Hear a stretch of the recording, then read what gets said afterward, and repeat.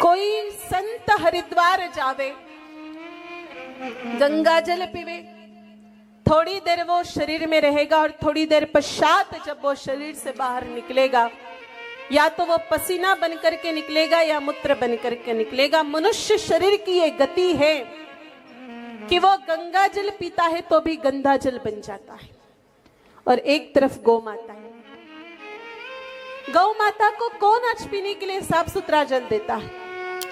गाय माता खाड़े का, खड्डे का, गटर का, नाले का गंदा जल पीती है।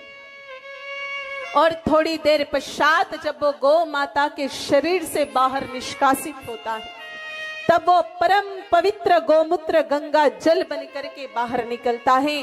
बड़े बड़े देवालय, देव प्रतिमाओं को पवित्र करने के लिए गोमूत्र के छींटे लगते हैं।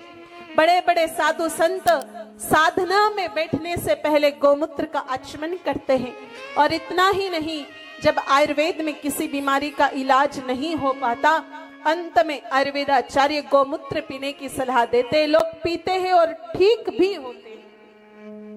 तो जिस गौ माता के देह में इतनी शक्ति हो, जो गंदे जल को गंगा जल में बदल दे, ऐसी गौ माता पशु कैसे हो सकती? अरे भाई, आप हमारा ही देख लो उदाहरण। हम लोग काजू बादाम खाते हैं, ड्राई फ्रूट्स खाते हैं। आप कितने भी काजू बादाम खा लो, लेकिन जब वो शरीर से बाहर निष्कासित होगा तो वो गंदगी बन करके ही निकलेगा। और गौ माता कचरा भी खा ले तो वो गोबर बन करके बाहर निकलता है। गोबर की लिपाई करके ही देवताओं का भोग लगता है। और गोबर की ही कंडों से, गोबर की गौरी से ही बड़े बड़े अनुष्ठान होते हैं। तो गौ माता की कितनी पवित्रता है, आप जरा विचार करें मेरे भाई बहनों। जिस गाय माता का मल और मूत्र भी इतना पवित्र हो कि देवता भी जिसको पूजते हो, ऐसी गौ माता कितनी पवित्र हो। मेरे भाई बहनों, सामान्यतः ऐसा लिखा है कि शमशान से आने के बाद, हमारे हिंदू धर्म में पुरुष ही शमशान में जाते हैं। वहां से आने के बाद मनुष्य को जल, अग्नि एवं गोबर का स्पर्श करना चाहिए।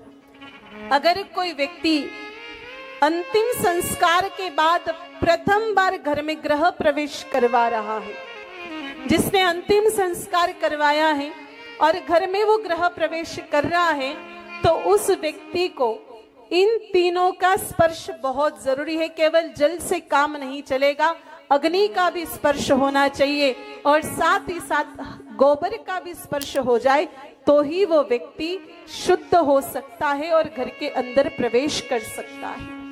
ये बात गरुड़ पुराण में लिखी हुई है। इतना ही नहीं तो लिंग पुराण के पूर्व भाग में भी ये बात स्पष्ट लिखी हुई है। कपिला गोमयनेव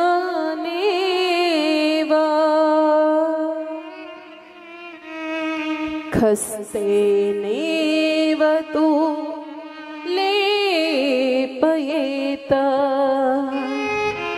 नंदिकेश्वर भगवान कहते हैं कि पूजा करने से पूर्व